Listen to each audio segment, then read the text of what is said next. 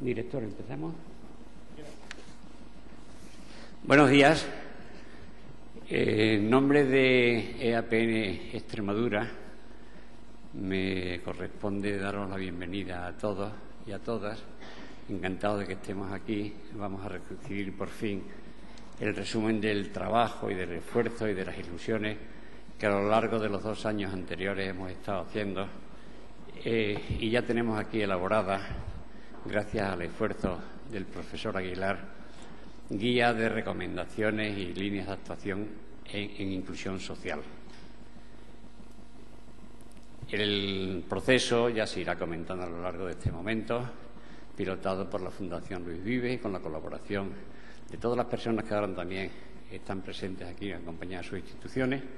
desde el Gobierno extremeño, desde la Dirección General de Política Social de las Familias y de la Infancia del Ministerio de Sanidad, Política Social e Igualdad, desde EAPN España, y todos a una hemos conseguido llegar a este fin. Sin más, porque mi función termina ahí, es invitar a Humberto García, vicepresidente de la Red Europea de Lucha contra la Pobreza y la Exclusión Social en el Estado español, más en argón, más en familia, la EAPN España, que nos diga lo que tenga a bien compartir con nosotros en estos momentos. Humberto, por favor. Bien, muchas gracias. Buenos días. Yo voy a ser muy breve, pero sí quisiera de alguna manera exponer qué es lo que para la Red Española de Lucha contra la Pobreza y también de las distintas redes autonómicas que existen a lo largo de las distintas comunidades autónomas ha supuesto nuestra implicación a lo largo de este proyecto. Básicamente diría como 3 elementos, destacaría como 3 elementos. La primera supondría el compartir experiencias, compartir reflexión, compartir debate en un momento como este, que es un momento muy delicado que estamos viviendo, ¿no? Sobre todo en referencia a lo que es la situación económica, por un lado, lo que se está planteando en este aspecto como los tan traídos y tan llevados recortes en las prestaciones sociales, pero que quizá a mí lo que me parece más importante es el debate de fondo que quizás no aparece tanto, pero que a nosotros al menos nos preocupa grandemente. Y tiene que ver con lo que puede ser un cuestionamiento de un modelo de estado de bienestar que nosotros entendemos que es la principal aportación que Europa puede hacer al mundo hoy día y que de alguna manera forma parte de las señas de identidad de los países que conformamos la Unión Europea. Entendemos que es importantísimo el que seamos conscientes de que esto es un valor fundamental en todos los países europeos que debemos de mantener por encima de las situaciones de crisis que podamos vivir ahora o en adelante. En definitiva, de lo que estamos hablando es de intentar adecuar esa intervención social en este contexto de crisis, pero sin poner en cuestión lo que es esta aportación fundamental que decía. Un segundo aspecto que tendría que ver con el incidir y poner en evidencia la necesidad de una mayor participación de los ciudadanos y las ciudadanas a todos los niveles. Esta idea de la ciudadanía activa. Yo creo que todos estos movimientos, en España ha sido el 15M, ahora mismo en Estados Unidos está siendo el movimiento de ocupación de Wall Street, es decir, hay toda una serie de movimientos a nivel mundial que de alguna manera lo que están demandando es justamente el que las cosas no se pueden hacer sin contar con la ciudadanía. No podemos alegremente tomar decisiones en el nivel político, en el nivel económico, en eso que se llaman los mercados, simplemente al margen de la población. Y, por tanto, el que podamos instrumentar distintos mecanismos de participación social en los distintos niveles nos parece fundamental. De alguna manera que podamos recuperar esta idea que decía de la ciudadanía activa. Y un tercer aspecto que tiene también que ver quizás más con lo que es el aspecto más institucional. Yo creo que todo este trabajo también nos ha servido para ir tomando conciencia de la necesidad que tenemos de articulación en el tercer sector de acción social. Estamos, entiendo, demasiado fragmentados, cada uno por su lado, y probablemente es necesario que empecemos a tomar conciencia que todos estos movimientos que se producen ya, no solo a nivel de los países, sino a nivel del mundo entero, no va a ser posible que de alguna manera podamos incidir, podamos influir en esas tomas de decisiones si no estamos bien organizados.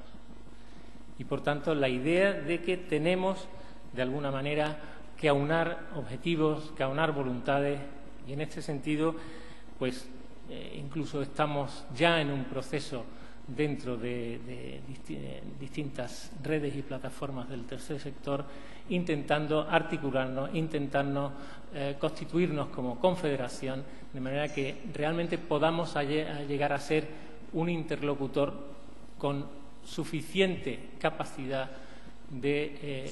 presión, con suficiente capacidad también de propuestas para poder ser un interlocutor más dentro del que es el proceso del diálogo social en España. Supone esta guía, por tanto, para nosotros una herramienta estupenda para abordar todas las situaciones de exclusión, de riesgo de exclusión o como queramos llamar, justamente para conseguir el encauzar, especialmente, como digo, en estos tiempos de crisis, todo nuestro esfuerzo hacia lo que es el conseguir nuestro objetivo fundamental, que es la inclusión social de todas las personas, especialmente de aquellos que están en mayor situación o riesgo de exclusión. Termino agradeciendo a todas las personas, todos los profesionales que han participado en la elaboración de esta guía, aportando su experiencia, aportando su conocimiento, su reflexión, y también especialmente a la Fundación Luis Vives, que ha sido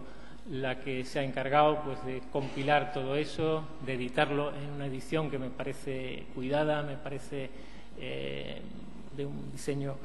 pues, muy bonito, y finalmente también a todas las instituciones públicas que han colaborado,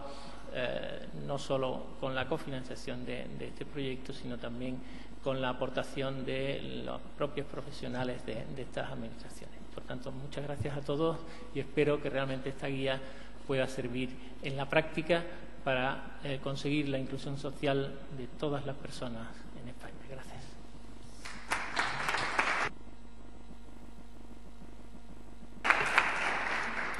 Pues muchas gracias, Humberto. Le vamos a pedir ahora que nos diga unas palabras el representante de la Dirección General de Política Social de las Familias y de la Infancia del Ministerio de Política Social, además de Sanidad y de Igualdad, pero de Política Social. De esa Dirección General, dirigida por una persona singular, para mí personalmente entrañable y valiosísima, pero que no sería capaz de hacerlo sin personas como colaboradores, como José Manuel, que es el jefe del área de estudios y formación de esa Dirección General. Por lo tanto, José Manuel Morales nos va a decir en estos momentos alguna cosa que nos va a venir como anillo al dedo. Gracias. Gracias por lo que dices, porque además, como somos tocayos, pues también nos une una relación desde la institución, y por tanto yo ya de antemano el mandar un saludo por parte de mi director general. Queremos estar en esta mesa y queremos estar en este proyecto junto con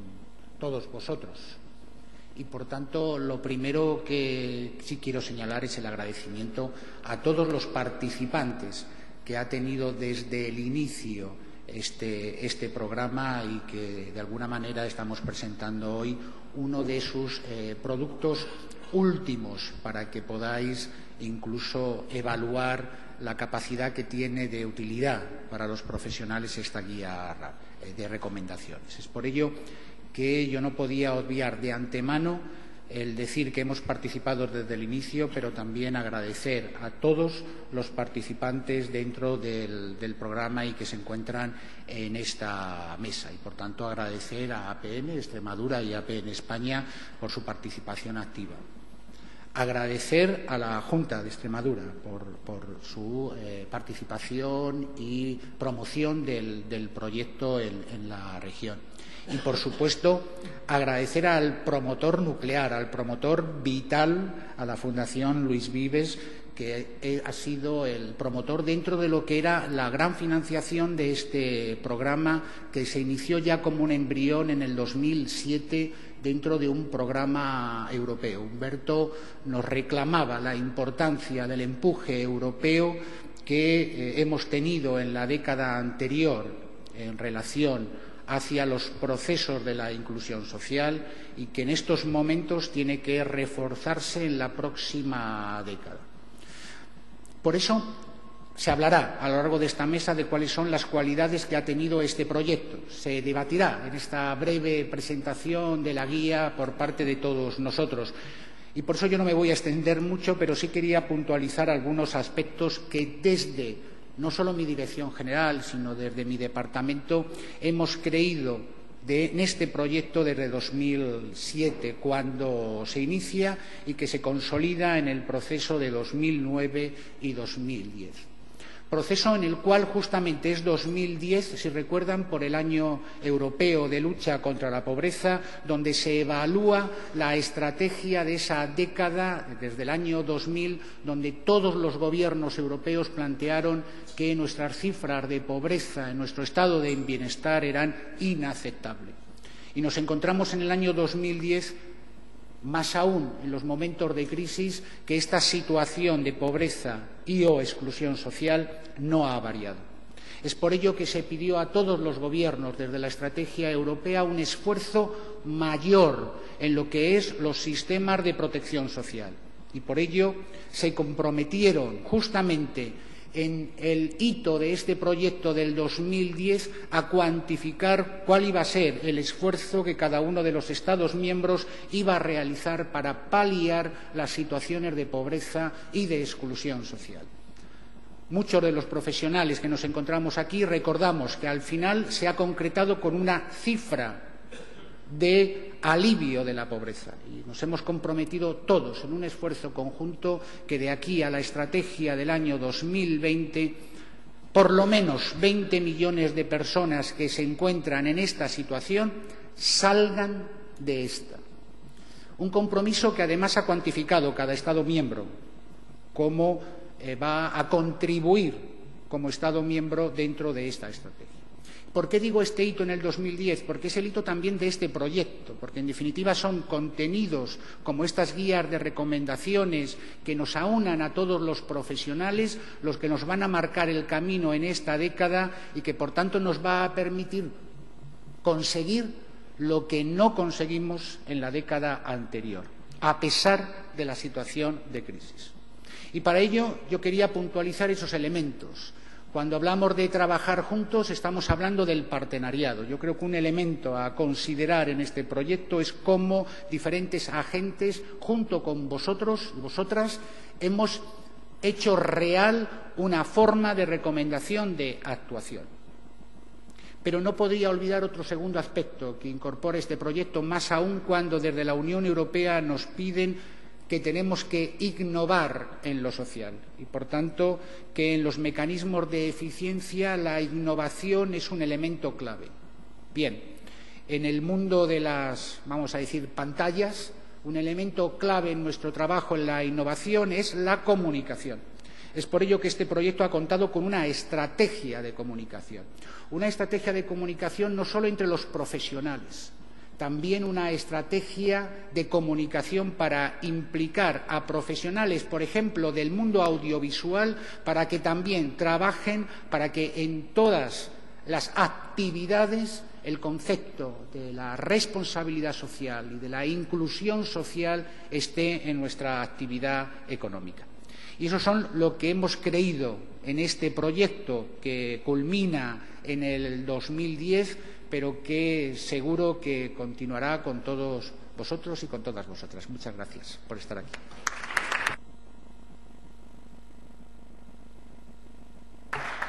Muchas gracias, José Manuel.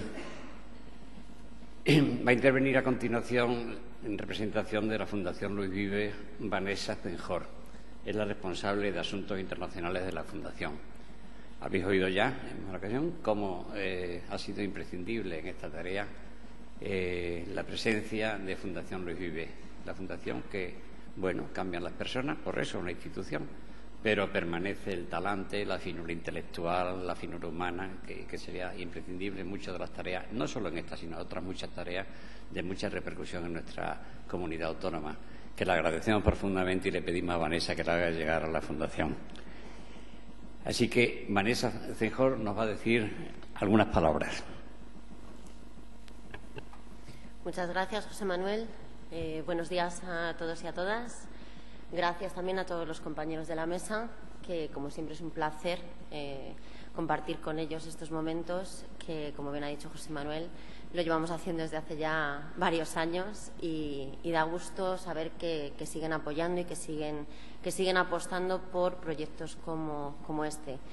que presentamos o que culminamos hoy. Culminamos hoy en el sentido de un producto, pero desde la Fundación Luis Vives esperamos que esto no sea efectivamente el cierre del proyecto, sino que a partir de ahora, con esta guía o con estas recomendaciones, podamos trabajar hacia el futuro y podamos mejorar todo lo que se ha estado trabajando hasta ahora. Me gustaría comentar que la Fundación Luis Vives apostó por este proyecto desde el 2007 porque encuadra perfectamente en lo que es nuestro trabajo diario, nuestra misión y nuestra preocupación,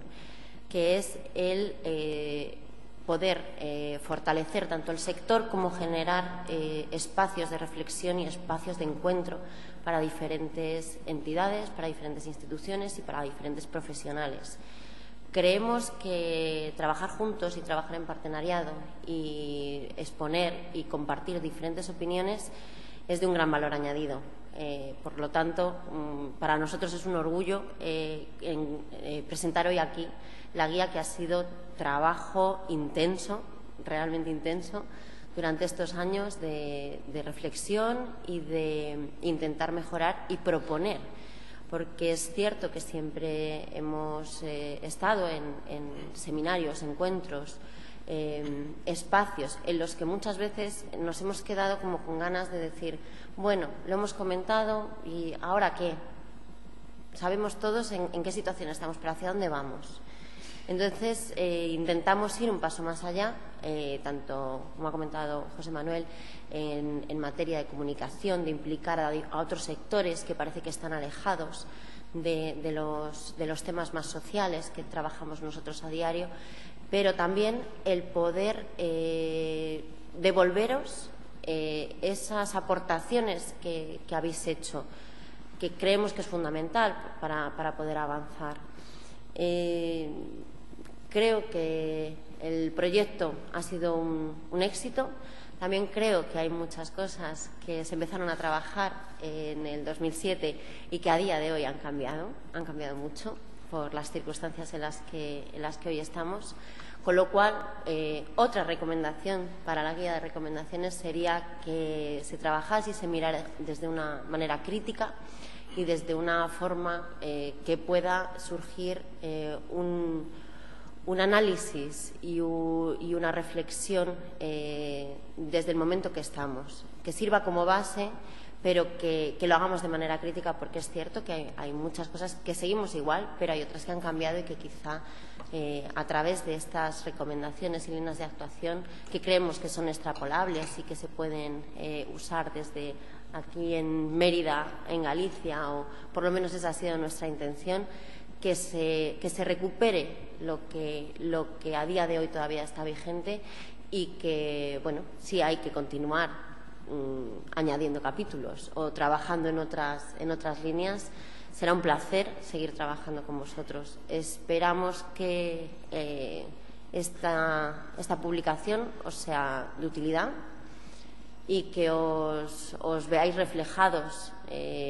por lo menos en vuestro capítulo, que es lo que habéis estado trabajando durante este tiempo. Y bueno, simplemente acabar dándoos las gracias por seguir aquí y por seguir apostando por las políticas de inclusión social. Muchísimas gracias.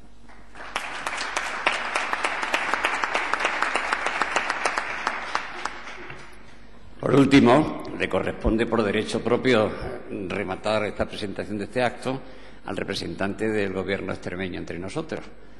Él viene miembro de ese equipo que se tiene que preocupar de temas para nosotros tan cercanos y tan preocupantes y tan obsesivos en muchos casos como son la ciudadanía, la familia, la política social, todo eso. No ha podido, por razones de agenda, acompañarnos, que estaba previsto que lo hiciera, pero aquí está el director general del SEPAD, del Servicio Extremeño de Promoción, Autonomía y Atención a la Dependencia. Juan Bravo. Muchas gracias, José Manuel. Bien, en primer lugar, sí me gustaría trasladarles un afectuoso saludo en nombre del presidente del Gobierno de Extremadura a todos los técnicos, profesionales y representantes del tercer sector que hoy os encontráis con nosotros. Y, por supuesto, la bienvenida a Extremadura a aquellas personas que me acompañan a la mesa y que nos visitan desde fuera de nuestra región. Y también, como ya ha comentado José Manuel, pues disculpar la ausencia de don Javier Perianes, secretario general, que no ha podido asistir por compromisos de última hora. Y, por supuesto, reconocer y felicitar a la Fundación Luis Vives, no solo por el trabajo que hoy nos presenta, sino por su trayectoria de marcado carácter social, que juega un papel muy importante en apoyo al tercer sector en España. La exclusión social constituye un fenómeno inherente al desarrollo de la sociedad, y los nuevos cambios sociales traen consigo nuevas formas de exclusión que se añaden a las ya conocidas, y no obstante su existencia puede prevenirse y su impacto reducirse, siempre y cuando se pongan en marcha las acciones adecuadas. Según Eurostat, Extremadura es considerada la comunidad autónoma más pobre de España, con aproximadamente un 22,5% de la población que vive por debajo del umbral de la pobreza y que aproximadamente son 225.000 personas en una región que apenas supera el 1.000.000 de habitantes. Por lo tanto, para el Gobierno de Extremadura, la lucha contra la pobreza y la exclusión social constituye una línea de actuación fundamental en la defensa de la igualdad de oportunidades, el refuerzo de la cohesión social y la promoción de la ciudadanía activa. Y en este sentido, cualquier iniciativa como la que hoy nos presenta la Fundación Luis Vive supone una contribución en un momento especialmente delicado en el campo de las políticas públicas dedicadas a la lucha contra la pobreza, la desigualdad y la exclusión. Unas políticas públicas donde la creación de empleo es el pilar sobre el cual debe girar cualquier acción de gobierno. Desde el Gobierno de Extremadura estamos convencidos de que la mejor forma de generar cohesión social e incrementar el grado de igualdad y autonomía de los ciudadanos no es con políticas sociales paliativas, sino creando empleo estable y de calidad. El estado del bienestar empieza por el empleo y se alimenta de la competitividad, no de subvenciones ni de subsidios. Asimismo, la nueva Ley de Servicios Sociales, anunciada por la consejera y que se presentará a la Asamblea de Extremadura a lo largo de 2012, así como el establecimiento de la renta básica o renta mínima de inserción, representan, a su vez, el compromiso del Gobierno de Extremadura con la igualdad de oportunidades y el fomento de la autonomía y la libertad de las personas más vulnerables de la sociedad. En esta línea, los objetivos de la Estrategia Europea 2020, que compartimos plenamente, también contribuirán a reforzar la cohesión social y la promoción de la ciudadanía activa. Otro papel fundamental en la lucha contra la exclusión social lo representáis vosotros, el tercer sector. Aprovechando que es una fundación la que hoy aquí nos convoca, quiero resaltar, en nombre del Gobierno de Extremadura, la vocación de servicio de estas entidades, unas entidades que se distinguen por su compromiso con la sociedad y por llevar a cabo actuaciones inspiradas y presididas por unos valores éticos y políticos de justicia e igualdad sociales. Para finalizar, manifestar el agradecimiento del Gobierno de Extremadura a las instituciones que han participado y colaborado en la elaboración de este documento y felicitar a la Fundación Luis Vives por este nuevo proyecto que, sin lugar a dudas, nos servirá a las administraciones públicas en la lucha contra la exclusión social. Muchas gracias.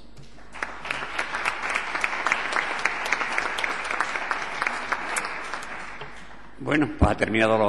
y ahora comienza la presentación realmente de la guía y el trabajo del tema trabajado por el profesor Aguilar.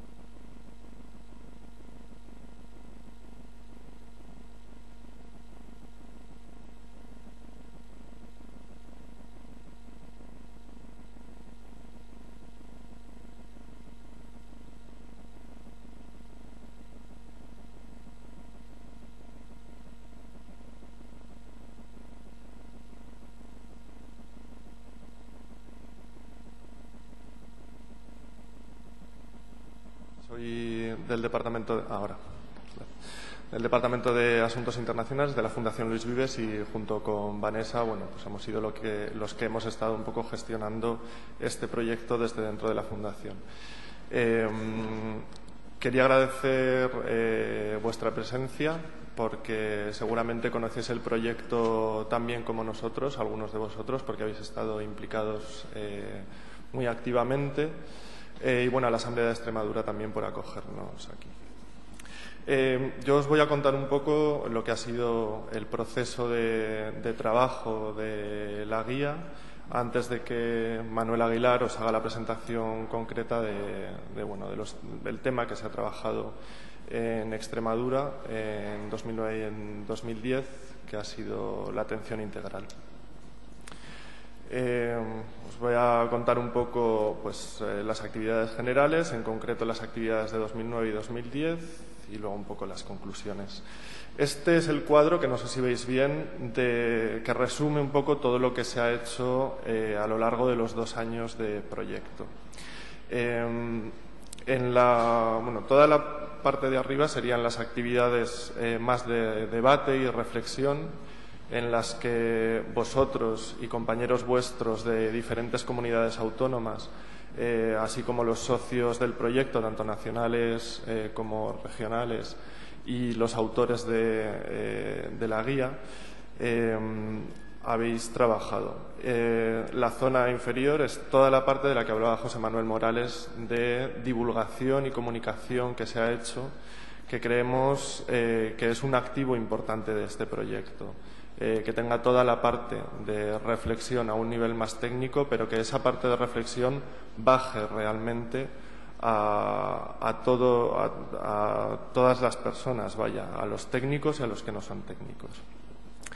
En 2009 se realizaron una serie de debates regionales en 15 comunidades autónomas, fueron 16 seminarios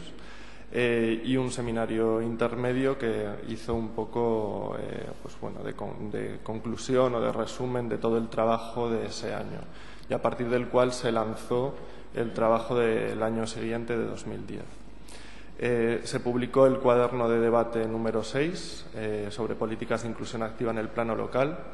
que podéis encontrar en la página web de la Fundación y que resumía un poco la situación de las políticas de inclusión en el ámbito local en España. En 2010 se recogieron las ocho temáticas principales que se habían seleccionado como de más interés en las comunidades autónomas, y a partir de ahí se hicieron encuentros temáticos para tratar cada una de estas temáticas. Se hizo un seminario final del proyecto, que fue la conclusión de esos 2 años de trabajo, y a raíz del cual surgieron las recomendaciones y líneas de actuación que tenéis en la guía de inclusión que tenéis en vuestras manos. En cuanto a la estrategia de comunicación, como decía José Manuel, se quiso hacer un trabajo importante de involucrar a otros actores sociales que no fuesen pues los habituales que trabajamos en temas de inclusión social, para un poco multiplicar el efecto de estos debates y multiplicar el conocimiento que se había generado a lo largo de vuestro trabajo. Entre algunas de esas acciones de comunicación está toda la parte de comunicación online de la propia página de la Fundación Luis Vives, las noticias del boletín electrónico de la Fundación, el blog a favor de la inclusión social Integractúa, que bueno, todas estas iniciativas recogen diferentes proyectos de inclusión social de entidades como las vuestras, de entidades de fuera de España a nivel europeo, un poco para ver hacia dónde podemos caminar, qué tipo de iniciativas pueden ayudarnos en nuestro trabajo. Hicimos también una formación en comunicación para medios y para entidades del tercer sector, para saber cómo podemos o qué herramientas podemos utilizar a la hora de comunicar al gran público la lucha contra la exclusión social y la pobreza. Se publicaron unas guías divulgativas, en concreto ante la pobreza y la exclusión social, ¿qué puedo hacer yo? Había una previa sobre claves de la pobreza en España, que se han distribuido en en las exposiciones que hicimos, que igual pudisteis visitar en 2010 en diferentes comunidades autónomas, y creo que se han entregado 15.000 ejemplares de esta guía, lo que da un poco la idea de la capacidad de divulgación o el interés en la divulgación que tenía el proyecto Integractúa. Aparte de eso, se organizaron acciones con medios de comunicación, concursos abiertos al público general, tanto en vídeo como en fotografía o diferentes expresiones artísticas, y era un poco la manera de involucrar a otros actores, de involucrar a cualquier persona que estuviera interesada o que tuviera ideas acerca del trabajo de lucha contra la pobreza y de generar pues, esa divulgación de nuestro trabajo. En concreto, como os contaba, en 2009 se realizaron esos 16 seminarios en 15 comunidades autónomas, en los que un poco el planteamiento fue conocer las inquietudes de los principales actores sociales que estaban trabajando en luchar contra la pobreza y la exclusión social. En total, en 2009, en todas las comunidades autónomas, hubo una cifra de asistentes de 1.928 personas, lo cual da un poco idea de la entidad del proyecto, ¿no? y de la colaboración activa y la participación que habéis tenido todos vosotros a lo largo del trabajo. En Extremadura, el encuentro que se hizo en 2009 congregó a 150 técnicos profesionales que trabajaban en el ámbito de la exclusión social, lo cual es una cifra que a nosotros nos parece estupenda, ¿no? En una comunidad autónoma relativamente pequeña, que puedan participar 150 personas en un encuentro y poner en común sus inquietudes, sus iniciativas, sus proyectos de lucha contra la exclusión social, es algo que es un poco lo que ha nutrido todo este proyecto y la guía de recomendaciones. En Extremadura se trató precisamente como se estaba desarrollando el segundo plan de inclusión social, pues se trató un poco del desarrollo de este plan y se intentó que ese debate, que aunque formara parte del proyecto, tuviese un impacto en el desarrollo de este plan regional. Se abordaron diferentes temas y, destacable, desde luego, nos parece la participación tanto de técnicos de entidades del tercer sector como de técnicos de administraciones públicas. que es algo que no en todas las comunidades autónomas se ha podido conseguir. Ha habido más participación del tercer sector que de administración pública, sin embargo, en Extremadura ha habido un apoyo muy importante y una participación muy importante de diversidad de actores sociales. Me he ido al principio. En diciembre de 2009 fue cuando se realizó el seminario intermedio que congregó un poco o resumió todo el trabajo que se había hecho en las diferentes comunidades autónomas y se definieron las temáticas que, como os decía, luego se relanzaron en 2010 para trabajar sobre esos temas concretos. Esto fue un seminario que se hizo en Madrid. Y de este seminario surgió pues un poco el contenido de lo que serían los 8 cuadernos o cuadernillos de debate que trabajaron los autores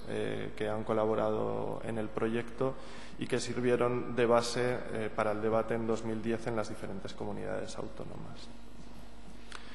Las temáticas seleccionadas, bueno, pues fueron variadas, fueron las que efectivamente los técnicos de las diferentes comunidades autónomas seleccionaron como más preocupantes o en las que tenían mayor inquietud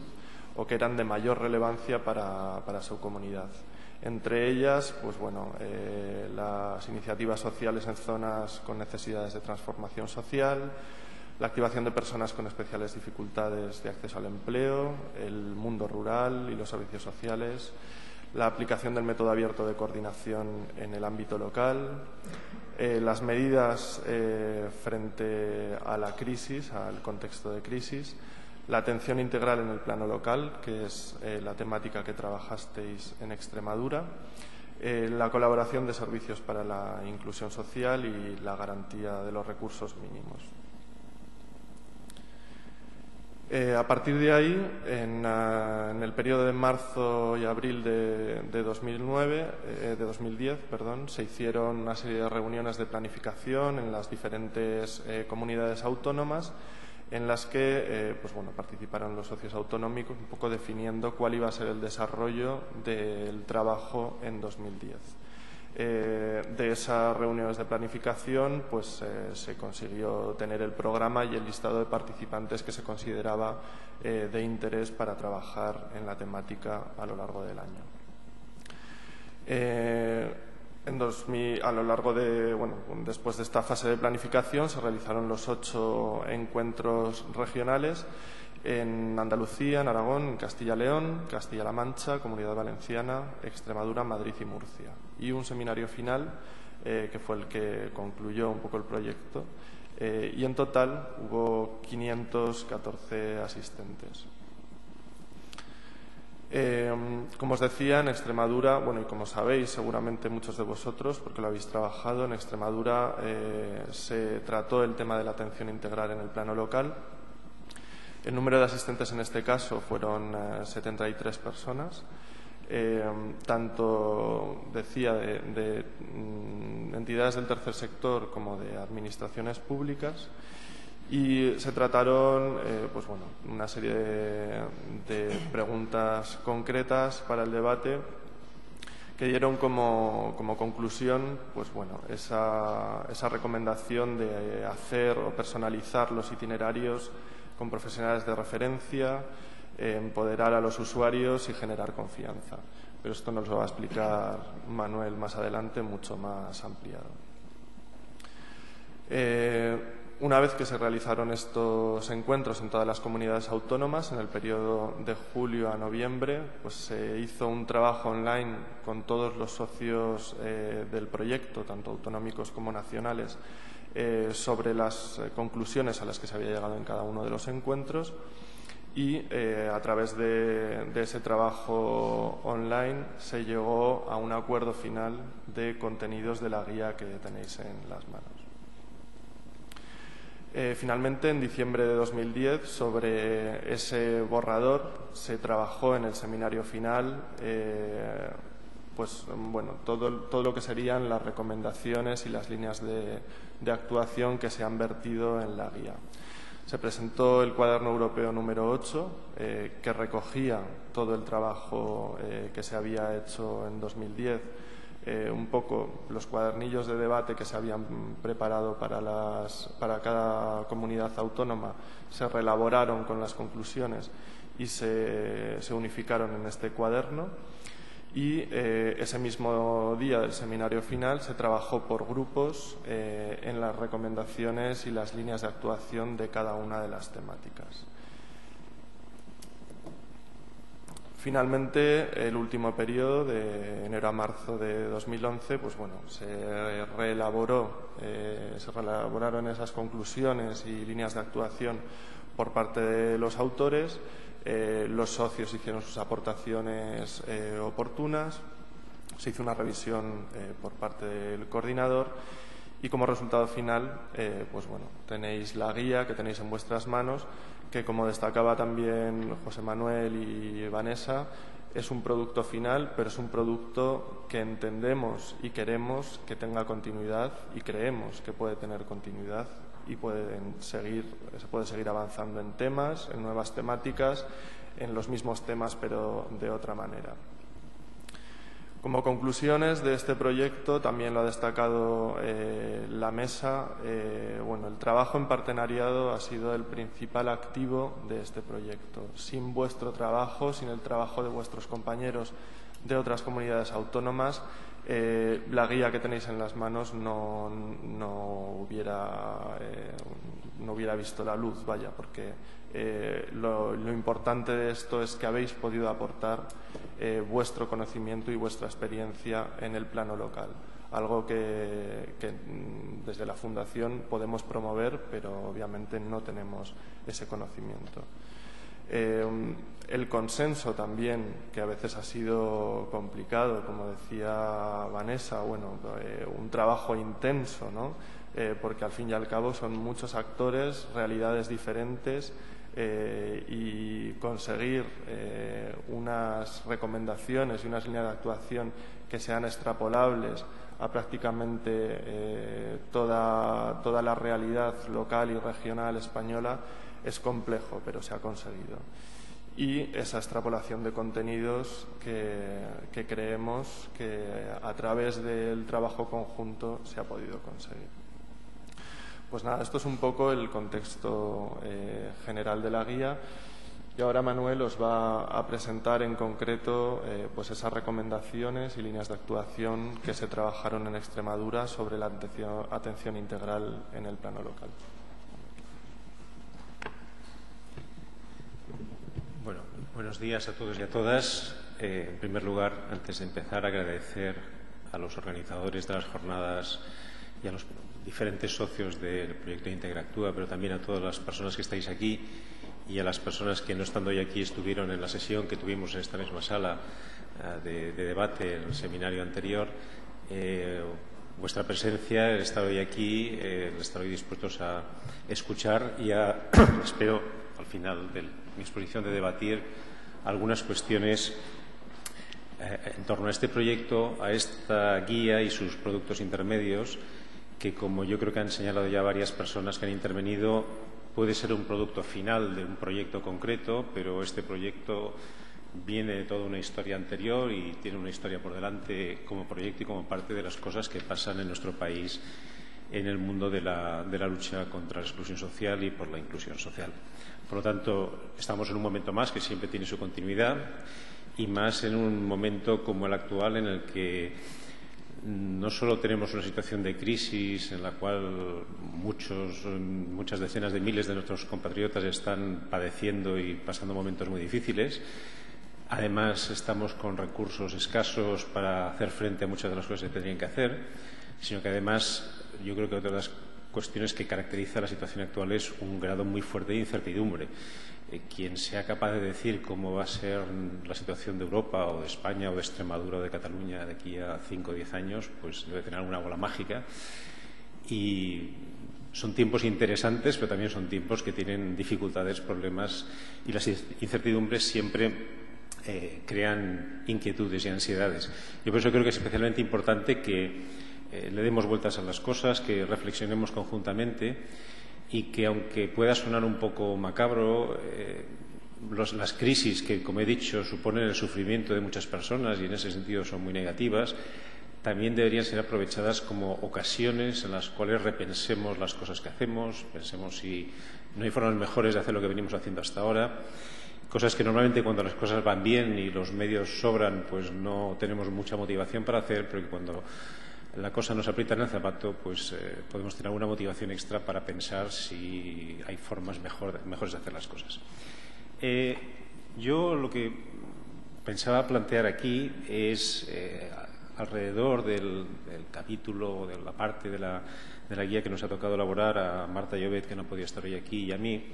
que tenía como eje, como ha explicado Roberto, la cuestión de la atención integral en el plano local.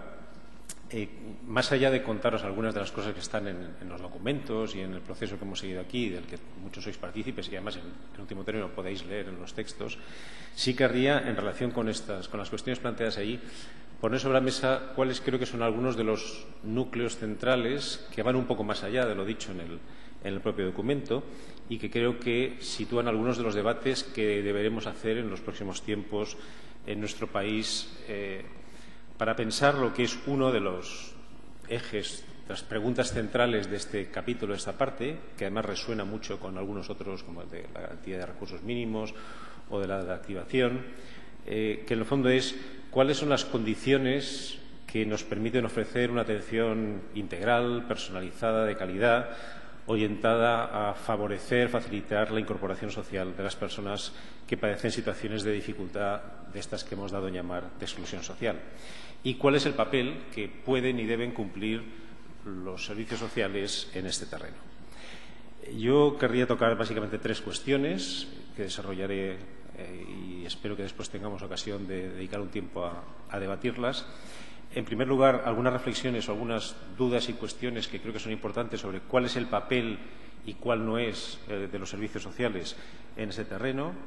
En segundo lugar, algunos problemas de la estructura general del sistema de servicios sociales que creo que deberíamos pensarlas. Y, finalmente, precisar algunas cuestiones sobre eso que hemos llamado el acompañamiento social, que era uno de los ejes finales de este documento, de esta propuesta. Bien, yo diría que, por ir directamente al grano, yo diría que uno de los problemas que nos encontramos en nuestro país a la hora de fijar cuál es el papel de los servicios sociales y cómo desde este ámbito institucional, tanto si es los servicios públicos como los del tercer sector que actúan en este ámbito, cómo se puede actuar de manera eficaz, es una confusión histórica que arrastramos entre asistencia social y servicios sociales. Tiene explicaciones que vienen de lejos y que no viene al caso de detallarlas aquí, entre otras el hecho de que en el proceso de transición en nuestro país la Constitución no acabó de clarificar mucho cuál era el espacio de los servicios sociales, sí lo hizo con otros sectores, pero no con los servicios sociales, y lo que aparecía en una lista de posibles competencias autonómicas, que era asistencia social, se interpretó como que eso era la forma antigua de llamarle algo nuevo que se quería hacer, que se empezaba a llamar servicios sociales ya en esa época, y que de alguna manera podía ser la continuidad de lo anterior. Yo creo que aquí, sin cuestionar por qué se hizo eso en ese momento, creo que eso nos está planteando desde hace años algunos problemas importantes. Creo que debemos ver cada vez más claro que son dos cosas diferentes. Son diferentes, primero, porque su naturaleza de sus contenidos y sus lógicas de acción son distintas, y segundo, porque las dos son necesarias, las dos son importantes. Para decirlo brevemente, ya sé que habría que explicarlo con más precisión, la asistencia social fundamentalmente se ocupa de la protección de las personas sin ingresos o con ingresos muy escasos. Fundamentalmente, o en nuestras sociedades donde básicamente compramos lo que necesitamos, pues a través de prestaciones económicas de diferente tipo, también podría ser con prestaciones en especie, para cubrir necesidades muy básicas, pero eso es lo que es la asistencia social. Los servicios sociales, aunque definidos de manera a veces imprecisa, pretenden ser un sector de la acción pública y también privada, que cubren un aspecto, una parte de las necesidades de la población, no que se ocupan de la cobertura de la garantía de recursos básicos de la parte de la población que carece de rentas. Yo creo que esa diferencia es importante Y yo, como intentaré señalar ahora con algunos ejemplos concretos, algunos problemas concretos, creo que la confusión entre las dos cosas nos ha hecho bastante daño en los últimos años y creo que clarificarlo es importante. Pensemos que la protección asistencial frente a la falta de ingresos es algo que en parte hacen los servicios sociales hoy. Los servicios sociales es un lugar al que se acude cuando uno no tiene nada, a ver si existe alguna prestación de renta mínima o alguna ayuda de emergencia que pueda solventar una situación concreta. Pero en este sentido de asistencia social, la asistencia social se hace desde los servicios de empleo con las prestaciones asistenciales, al menos la parte asistencial de la protección por desempleo, el subsidio de desempleo, y se hace también, en el caso de las personas mayores o con discapacidad, a través de las pensiones no contributivas. Es decir, el dispositivo de asistencia social, en el sentido de protección frente a quien, o bien por el empleo, fuente primera de ingreso en nuestras sociedades, o bien por las prestaciones contributivas que llevan al empleo, no tiene recursos, incluye cosas que se hacen en el ámbito de la propia seguridad social o de prestaciones no contributivas de la seguridad social, también de la protección asistencial por desempleo y también, finalmente, en última instancia, desde cosas que se hacen desde los servicios sociales. Esto, evidentemente, es una cosa necesaria, es una cosa que nuestras sociedades necesitan tener. Podemos discutir cómo hay que articularlas y de qué manera, pero confundir esta función con la función primera de los servicios sociales plantea varios problemas importantes que ahora explicaré en relación, por ejemplo, con el desarrollo de las rentas mínimas. Y creo que, como aquí se ha anunciado, parece que se entra aquí en un debate sobre cómo articular la renta mínima en Extremadura. Sin intentar daros lecciones, ni mucho menos, solo pondré sobre la mesa algunas cosas que igual convendría tener en cuenta. Como digo, eso es la asistencia social, es esa protección frente a la falta de ingresos. A mí me parece que los servicios sociales son otra cosa. Pueden ser para toda la población, pueden ser para algunos, según decidamos, según la sociedad decida cuántos recursos quiere poner y cómo quiere racionarlos, pero la función central de los servicios sociales es ofrecer apoyos personalizados, apoyos orientados a favorecer el desarrollo personal, a favorecer la integración comunitaria de las personas, a favorecer los apoyos en la vida, lo que llamamos técnicamente las actividades de la vida diaria, en la vida doméstica, y en este tipo de espacios, y también la protección de personas especialmente vulnerables como los menores o las personas con discapacidad que no plenamente autónomas y con los correspondientes dispositivos de tutela. Por lo tanto, ese núcleo de cuestiones que tienen que ver con los cuidados en la vida cotidiana, con el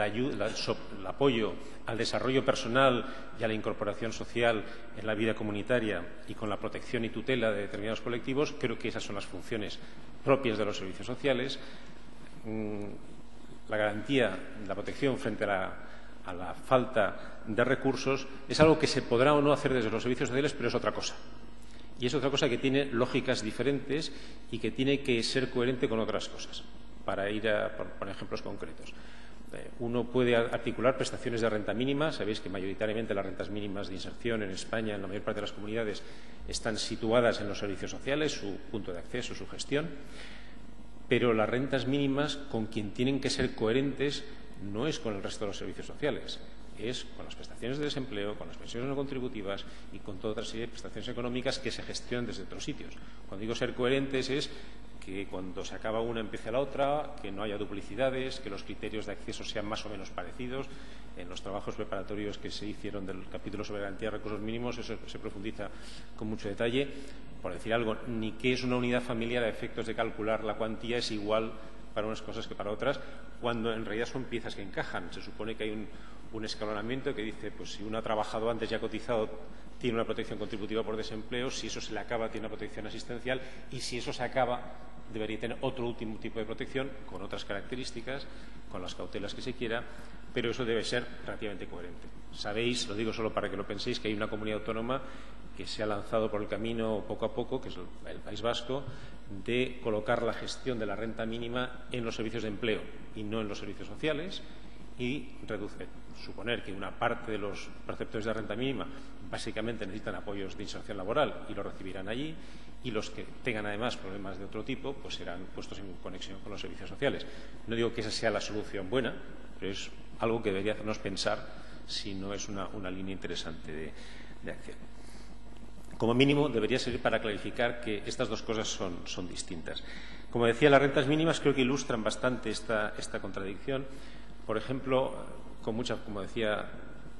tienen que ser coherentes con el sistema de garantía de rentas y muchas veces tendemos a decir son una prestación más de los servicios sociales. Otra cosa que, por ejemplo, se dice con mucha frecuencia es la renta mínima es una prestación cuya finalidad es la inserción. A ver, que tengamos nosotros o que tengamos el objetivo de la inserción de las personas que me parece muy loable y está muy bien y no tengo nada al contrario. Soy claramente partidario de eso. Pero cuidado, porque una prestación económica no tiene como finalidad la inserción. La prestación por desempleo no sirve para que se inserte laboralmente a la persona, sirve para que coma mientras tanto. Y lo que tenga que venir para ayudar a que esa persona encuentre empleo, desde la generación de empleo hasta la formación, las políticas activas, es otra cosa. Las dos son importantes, hay que ver cómo se articulan, pero no son lo mismo. Y a veces eso nos ha llevado a ciertas tensiones, a ciertos chirridos, de los cuales en alguna comunidad autónoma, por ejemplo, la comunidad donde yo vivo ahora en Cataluña, pues hemos tenido algún ejemplo en este verano con todo un intento de revisión de la renta mínima un poco a trancas y barrancas, un poco rápida, y donde aparece, en el caso que digo de la reforma de la renta mínima catalana, que veremos cómo se concreta finalmente, pero sí que aparece otro elemento importante de esa confusión entre prestaciones de asistencia social y servicios sociales, que es que le envían a los servicios sociales como estructura de profesionales y técnica mensajes muy extraños, muy contradictorios de cuál es su función. Porque ¿qué les estamos pidiendo a los profesionales de los servicios sociales? ¿Que hagan de selectores de quién debe y quién no debe recibir la prestación? En el caso de la reforma de Cataluña, que insisto, todavía no sabemos porque está aún en un decreto que acaba de aprobarse pero que no se ha traducido aún en cosas prácticas, se ha decidido, básicamente por razones presupuestarias, decir que no basta con no tener ingresos, además tiene uno que estar en pobreza severa, cosa que a mí me cuesta un poco entender la distinción. Básicamente la distinción es que los ingresos son los que tienes o no tienes, la pobreza severa es lo que dice un profesional que es tu situación. O en situaciones de riesgo de exclusión también definidas por los servicios sociales. Claro, a mí en principio no me parece una idea muy buena, pero si se hace, lo que debería quedar claro es que a quien se le encarga hay que decirle que esa es su tarea. Su tarea es decidir si este sí, este no, que es distinta por completo de tareas como el acompañamiento o el apoyo a la inserción. Son dos lógicas que al menos no las puede hacer la misma persona. Y yo personalmente pienso que introducir elementos de tipo tan discrecional, delegado en profesionales muy diversos, pues puede llevar a todo tipo de distorsiones. Yo creo que las prestaciones básicamente deben tener criterios relativamente objetivos de acceso, porque si no podemos tener problemas muy importantes. Pero, en todo caso, esa función de seleccionadores de los que deben recibir o no es una de las funciones que se les ha atribuido en la práctica y a veces incluso en los papeles a los profesionales de los servicios. Se les ha atribuido esa segunda función, que también apareció en el debate en Cataluña este verano y aparece en muchos otros sitios, de controladores o inspectores del posible fraude. Yo hace años que vengo diciendo en relación con este tipo de prestaciones, creo que hay que controlar el fraude. Y es verdad que el fraude es relativamente pequeño, es verdad que es el chocolate del loro, porque si sumamos todo el posible fraude es muy inferior al que puede haber en otro tipo de servicios y prestaciones, pero a pesar de eso el fraude es importante de controlar. Lo que pasa es que el fraude creo que no lo tiene que controlar la misma gente que hace el acompañamiento de las personas. Creo que el fraude, primero porque lo que requiere es de técnicas diferentes, uno tiene que tirar de datos estadísticos, datos informáticos de cuentas bancarias o de Hacienda o otros sitios, y a veces, tal vez, tenga que hacerse el desagradable trabajo de los inspectores de cualquier ramo, desde la Hacienda hasta el trabajo, que es pues coger uno de cada 20 casos y investigarlo a fondo y comprobar si ahí pasa algo o no pasa nada. Es lo que hace Hacienda con nosotros, ¿no? Básicamente se fía de lo que decimos, comprueba sus datos y luego, pues uno de cada tanto nos toca que nos revisen hasta la última factura a ver si lo hemos hecho bien o lo hemos hecho mal. Y esa función yo creo que debe hacerse, porque creo que el fraude se debe controlar en todos los ámbitos de la acción pública, pero creo que no lo deben hacer los mismos que acompañan los procesos de inserción de las personas. Creo que eso son tareas diferentes por muchas razones. Y finalmente este último mandato, como decía, de seleccionadores a veces el mandato de controladores e inspectores y, por otra parte, el mandato de acompañantes de los procesos de inserción de las personas, que creo que es no porque sea el papel bonito, no el mejor, es un papel más, pero es un papel distinto a los anteriores y es el papel que sí que es propio, estrictamente propio de los servicios sociales. Bien, como decía,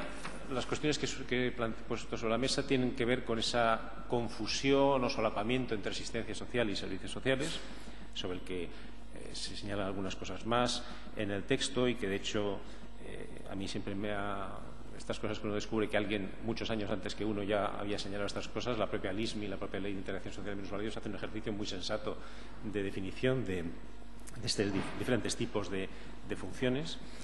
La segunda cuestión que yo querría suscitar es algo que va un poco más allá, que tiene que ver con la estructura general de los servicios sociales y algunos de los problemas que creo que tiene y que deberíamos pensar sobre cómo hacerles frente. En primer lugar, nuestro sistema de servicios sociales tiene una fractura que puede ser ligeramente diferente de unas comunidades a otras, pero tiene una fractura bastante general entre dos niveles o dos ámbitos que llamamos atención primaria, servicios sociales comunitarios, generales. Cada comunidad da un nombre diferente, pero todos sabemos a lo que nos referimos. Los servicios polivalentes, normalmente locales, municipales en la mayor parte de los casos, generalistas, no especializados, y un segundo nivel al que llamamos atención especializada, haciendo un símil con el sistema sanitario, que también tiene su nivel de atención primaria, atención especializada. Creo que no discutiría que todos los sistemas de este tipo pues tienen que tener niveles diferentes, porque hay cosas que hay que hacer a pequeña escala y cosas que deben hacerse a escalas más amplias. Hay servicios que deben prestarse a escala local porque merece la pena y sale a cuenta, pero hay otros servicios, por poner algún ejemplo, yo qué sé, la adopción internacional no tiene sentido que cada municipio tenga su sistema de adopción internacional. Por lo tanto, hay servicios que por su ámbito, por el ámbito en el que son razonables y son viables económicamente, pues tienen que ser mucho más amplios. Por lo tanto, niveles tiene que haber. Pero yo creo que nuestro sistema de servicios sociales mantiene una fractura muy fuerte entre estos dos niveles, primario y especializado, que nos está dando algunos problemas importantes. Son dos espacios que muchas veces trabajan con lenguajes diferentes, con perfiles profesionales diferentes, con formas de actuar diferentes, por decir así, uno de espaldas a otro, y en el cual posiblemente el exceso de especialización en uno de los niveles, el especializado, y la falta absoluta de especialización en el otro, hace difícil un proceso que yo creo que es fundamental, que es el que las innovaciones, los conocimientos, lo que se aprende, y se ha aprendido mucho en la atención a personas con discapacidad, a personas mayores, a menores, en los servicios especializados, llegue también a los otros niveles. Como cuando yo estoy en los servicios generales, yo hago de todo y no me dedico ni a los menores, ni a los mayores, ni a los discapacitados, no tengo un mecanismo fácil que haga que yo aprenda qué cosas sobre la discapacidad, que se han aprendido muchísimas en los últimos 30 años, se han ido aprendiendo, o qué cosas se han ido aprendiendo en otros ámbitos. Por lo tanto, yo creo que esa fractura conceptual, si queréis, y de estructura del sistema, nos está planteando problemas. Con esto no estoy diciendo acabemos radicalmente con ella, digo repensemos si a lo mejor en el nivel primario una cierta especialización puede tener sentido, si en el nivel especializado una cierta simplificación y conexión con el nivel primario puede ser importante. Tanto más cuanto que en algunos casos el engranaje es complicado. Pensemos, por ejemplo, en el campo de la atención a la dependencia. Resulta que la atención a domicilio, los centros de día y las residencias son formas alternativas de dar respuesta a necesidades muy parecidas. Claro, que algunos de estos dispositivos estén en el nivel primario y otros en el nivel especializado no deja de plantear algunos problemas, sobre todo porque, como segunda parte del problema y probablemente la más importante, esta división entre niveles, digamos división técnica si queréis, se superpone con una división administrativa en muchas comunidades, y es que los servicios de atención primaria son de responsabilidad municipal o a veces de las diputaciones, en todo caso de administración local, y los servicios especializados suelen ser de responsabilidad autonómica, aunque no siempre y no todos, porque también hay mucha diversidad de situaciones entre comunidades, pero nos encontramos en comunidades donde los mismos tipos de servicios pueden depender de diferentes niveles de la administración. Yo creo que tenemos un problema importante. Yo sí quisiera ahorrarme este punto de la exposición. Os diría, hagamos un pequeño homenaje 25 años después de la aprobación de la Ley General de Sanidad del año 86, y leámonos la exposición de motivos y lo que se dice entonces de la sanidad, nos lo aplicamos a los servicios sociales y creo que el 80% es aplicable, porque la Ley General de Sanidad, aparte de otras cuestiones, aparte de la regulación del acceso, una de las cuestiones centrales que tenía en su núcleo era poner fin a la dispersión administrativa de las estructuras sanitarias en nuestro país. Hay algunas citas de esa exposición de motivos que son literalmente descripciones de lo que nos pasa en los servicios sociales. Tenemos servicios sociales de responsabilidad municipal, de responsabilidad de las diputaciones provinciales, de responsabilidad autonómica, alguna cosa de responsabilidad del Estado central, y me dejo algunos consejos comarcales, mancomunidades y estructuras que hay por el medio. Tenemos una excesiva fragmentación en niveles administrativos de las responsabilidades, a veces, como digo, de los mismos tipos de servicios o de servicios que son, como decía antes, alternativos de uso. A mí,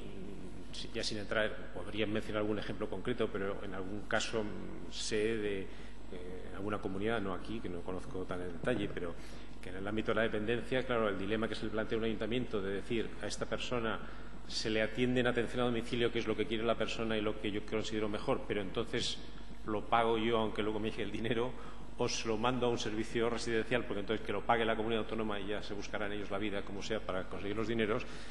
plantea algunos dilemas éticos fuertes. Es decir, imaginaros a los médicos del sistema sanitario decidiendo que si se hace la operación de esta manera la paga uno y si no la paga otra administración, pues podría plantear algún tipo de cuestiones relativamente delicadas. Yo creo que tenemos un sistema se está diciendo estos días o estos meses, se está debatiendo en torno a la crisis y no tenemos una administración pública excesivamente compleja y se están planteando algunas ideas de cómo meterle mano a esto. A mí me parece que lo que nos pasa a nosotros en el ámbito de los servicios sociales es que tenemos demasiado repartido por todos los niveles de la administración responsabilidades parciales en el ámbito, en el campo de los servicios sociales. Creo que eso deberíamos empezar a repensarlo más a fondo. Y creo que eso se une a dos defectos que arrastramos, probablemente porque somos el último sector al que le mete la mano, porque en otros terrenos se ha hecho, en la sanidad, en la educación o en las políticas de empleo, que arrastramos una cierta mala tradición de la Administración española, que es, en primer lugar, no entender las competencias como responsabilidades, sino como potestades. Es decir, que un ayuntamiento tenga competencias en servicios sociales, que puede hacer servicios sociales. No se define tan claramente qué es lo que tiene que hacer, sino qué es lo que puede hacer. Y esto en la Administración española nos ha pasado mucho, de atribuir competencias a diferentes ámbitos que pueden hacer cosas, no que están obligadas a hacer cosas. Por lo tanto, confundir competencia, asociarlo más a potestad para hacer cosas en un terreno más que a responsabilidad de hacerse cargo de determinadas tareas que se tienen que hacer. Y, unido a esto, arrastramos también una cierta separación entre quién tiene la competencia para hacer y quién paga. Hay unos ciertos juegos de que lo hago yo, pero como yo no tengo recursos me lo tengo que pedir a otro, y entonces hay un juego de que paga uno y ejecuta al otro, y entonces cualquier economista os explicará que el riesgo de que uno decida gastar mal o gastar regular, porque como lo paga otro, pues a fin de cuentas no es problema mío, pues es importante. Sin entrar, insisto, como muy a fondo en esto, creo que son cuestiones que deberíamos revisar a fondo. Y, finalmente, en este terreno de la estructura de los servicios sociales, yo diría dos cosas. Creo que deberíamos clarificar lo que es lo que la Administración tiene que hacer. Las leyes de servicios sociales hasta ahora, sabéis que la última jornada de leyes desde el año 2001-2002 pues han empezado a concretar carteras de servicios, derechos más claros, pero hemos venido funcionando con una cierta cosa de decir, bueno, los servicios sociales serán cosas que se harán en el ámbito de lo social, que pueden ser muy diversas, pero sin fijar ni derechos de los ciudadanos ni obligaciones claras de la Administración. Y eso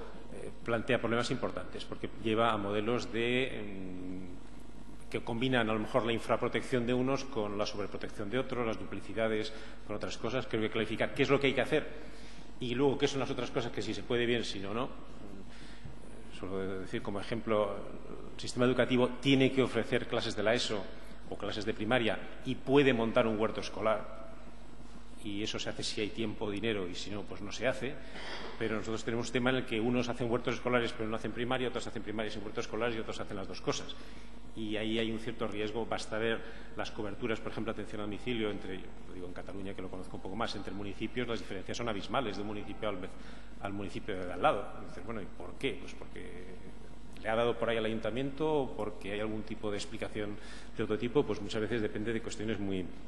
circunstanciales. Y también, esto no me meteré, pero sí que lo dejo dicho, creo que una reflexión sobre cuál es la relación, cuál es el papel de lo público y cuál es el papel del tercer sector también es una reflexión importante. Yo creo que aquí a veces hemos estado jugando a bandazos entre las primeras leyes de servicios sociales que ignoraban la existencia del tercer sector, a pesar de que estaba allí y hacía muchas cosas, a veces un cierto lío de si el tercer sector lo debe hacer todo, debe hacer algunas cosas, es la forma fácil de salir del paso o realmente tiene un papel central. Yo creo que reflexionar sobre esto, qué es lo que la Administración tiene que hacer porque es Administración y eso lo debe garantizar la Administración, y qué es lo que puede y debe hacer el tercer sector, creo que irlo clarificando pues sería importante. Finalmente, por tocar algunas cuestiones ya del núcleo más central, de lo que, si se quiere, puede ser entenderse como la recomendación central o el elemento central de esta parte de la guía, clarificar algunas cuestiones en torno a esto que hemos llamado cada vez más, llamamos acompañamiento social, que parecería que sería el núcleo central de lo que los servicios sociales deberían ofrecer, al margen de y en paralelo a la garantía de mínimos que se hace a través de mecanismos de tipo asistencial a las personas en situación de dificultad o situación de exclusión. Se puede definir de muchas maneras. A mí me gusta una definición un poco, si queréis, un poco casera, pero que a mí me resulta ilustrativa, me resulta clara. Yo creo que por acompañamientos yo entiendo estar junto o cerca de una persona mientras rehace su vida. Y es estar cerca de ese proceso, acompañar el proceso de rehacer su vida por parte de una persona. Eso quiere decir, en primer lugar, que deberíamos evitar algunos errores. En primer lugar, no todo el mundo que viene a los servicios sociales, ni todo el mundo que recibe una renta mínima o otro tipo de prestación, necesita acompañamiento social. De la misma manera, si pensamos, yo sé que las analogías con sistemas sanitarios son peligrosas porque luego las cosas no cuadran del todo, pero hay veces que uno va al médico y necesita una consulta puntual, que es, le ves, te dice que te pasa esto, te da una pastilla y todo es arreglado y no necesitas nada más. Hay veces que si en vez de tener una gripe o tener fiebre, pues lo que tienes es una hipertensión, lo que querrá hacerte es un seguimiento. Dice, bueno, vuelvas a su casa, haga esto, pero venga cada 6 meses o cada año a ver cómo le van las cosas, porque eso hay que irlo vigilando. Y si, toco madera, uno tuviera la desgracia de tener un cáncer complicado que va a pasar por un proceso de cirugía, de quimioterapia después, de rehabilitación, de toda una serie de historias después que te va a cambiar la vida, tal vez en ese proceso sí que es útil que haya un médico que, además de tratarte y operarte, te pueda ir diciendo sobre la marcha, mira, esto va a ir por aquí, esto va a ir por aquí, estas son las opciones que tienes. Pues algo parecido diría respecto a la atención social. Y hay situaciones que son el puro contacto puntual y la pura información y se resuelve con esto. Hay situaciones que requieren de un seguimiento y incluso de un control. No tengo ningún miedo a la palabra. Creo que hay situaciones que hay que controlar y seguir en muchos ámbitos, y también en el de las prestaciones de renta mínima. Pensemos que también, aunque tal vez sea muy ligero, pero los servicios de empleo hacen cierto control y seguimiento de los preceptores de sus prestaciones, que les hacen ya firmar cada tanto y pueden pedirles algunas comprobaciones. Eso es una cosa, pero otra cosa es acompañar. Y el acompañamiento no lo necesita todo el mundo, tampoco nos lo podríamos permitir para todo el mundo porque es caro y requiere recursos importantes. Por lo tanto, tendríamos que ir clarificando a qué personas creemos que es necesario acompañar en procesos de incorporación social y en qué otras situaciones no es tan necesario. Yo, por esbozar las cuestiones, los núcleos centrales de qué entendemos por acompañamiento que están planteados en el texto, yo diría, a mí me resulta de mucha utilidad un concepto que ya estaba en la LISMI, que es esta idea de el acompañamiento está construido alrededor de la idea de desarrollo personal. Y es esta idea que decía antes de rehacer su vida. Estamos hablando de personas que no están solo pasando por un bache y tienen que esperar a encontrar un empleo pasado mañana, sino que están con vidas complicadas, que tienen que reconducir, que tienen que rehacer, que evidentemente la vida de cada uno solo la puede reconducir cada uno, nadie nos puede rehacer nuestra vida, pero sí que se puede apoyar, se puede facilitar, se puede favorecer que la persona pueda rehacer su vida. Y para mí la idea de desarrollo personal, que abarca todos los ámbitos de la vida de la persona, incluye la idea de proceso, no es una cosa que se resuelva en un momento puntual, sino que es un proceso de ir desarrollándose y haciendo desarrollando las potencialidades, requiere, como se ha dicho muchas veces, partir de las capacidades más que de las limitaciones. Hay que ser consciente de las limitaciones, pero uno construye a partir de las capacidades. Si uno quisiera hacer su vida a partir de lo que no sabe y de lo que no puede hacer, pues nos hundiríamos todos. Todos construimos nuestra vida a partir de lo que somos capaces de hacer y de lo que sabemos, y de ir consiguiendo ampliar eso. Y además son procesos que no tienen metas predefinidas, no acaban en un lugar determinado, llegan hasta donde tengan que llegar, hasta donde puedan llegar, según las circunstancias. Tal vez esto suene algo muy sabido, pero yo me sigo encontrando con trabajadores sociales o educadores sociales trabajando alrededor de la exclusión, que te siguen preguntando, pero ¿cuándo está incluida la persona? ¿Cuándo está insertada? En términos médicos, ¿cuándo está curada? Pues no hay una definición de curación, no hay una meta, no hay un final definible. Hay procesos en los cuales la gente está mejor que antes, está sustancialmente mejor que antes, es menos dependiente, es más autónoma, saca más partido de sus posibilidades, tiene mejores lazos sociales, pero en cada situación puede ser diferente. Es más un punto de partida y una dirección de mejora que el llegar a un punto, a una meta predefinida. En segundo lugar, nos pareció interesante incorporar o incluir en esta formulación de qué entendemos por acompañamiento, y yo creo que en el debate salieron muchos elementos de tipo, esta idea de proximidad, entendida de varias maneras, entendida como el esfuerzo de ir a buscar a la gente que necesita, de ir a conectar con personas que, cuando entramos en los terrenos más extremos de la exclusión, muchas veces no acuden a los servicios por diferentes razones, por rigideces, por desconfianzas, por otro tipo de problemas. La relación de proximidad que llamamos construida, es decir, la relación de confianza mutua que se va construyendo a lo largo del tiempo y de un tipo de determinada relación, y también esa otra, si queréis, términos son un poco abstracto, esta idea de proximidad existencial, es decir, la idea de cómo las propias personas en dificultad, primero, pueden ser coproductoras de los servicios y de atención que necesitan, pero al mismo tiempo muchas veces pueden tener papeles importantes en el desarrollo de nuevas acciones hacia otras personas. Es decir, la idea de incorporar personas que han pasado por procesos de dificultad como actores del apoyo a personas que tienen dificultades también es una línea que nos parecía interesante. Y finalmente, en acompañamiento significa colocarse en una lógica que no es la de la gestión de la prestación, sino, si hay que llamarle gestión, la gestión del caso. Por lo tanto, mi trabajo no empieza y se acaba alrededor de esta prestación, sino alrededor del caso y su evolución. Por lo tanto,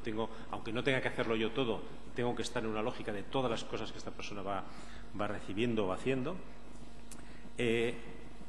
Y ligado con esto, otro elemento que yo creo que es importante y que además también nos muestra una vez más la diferencia entre seguimiento, control y acompañamiento.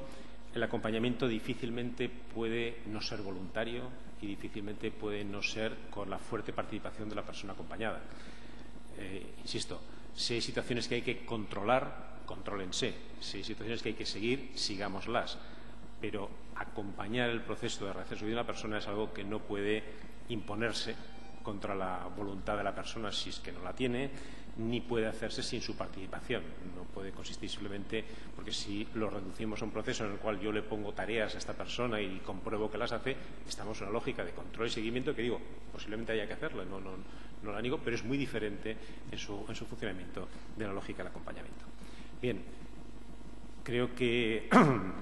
tenemos tiempo para hacer un poco de debate. Y como mi intención era más suscitar una discusión, aunque ya habíamos discutido aquí hace un año y pico, pues me quedaría aquí y... Bueno, gracias a vosotros.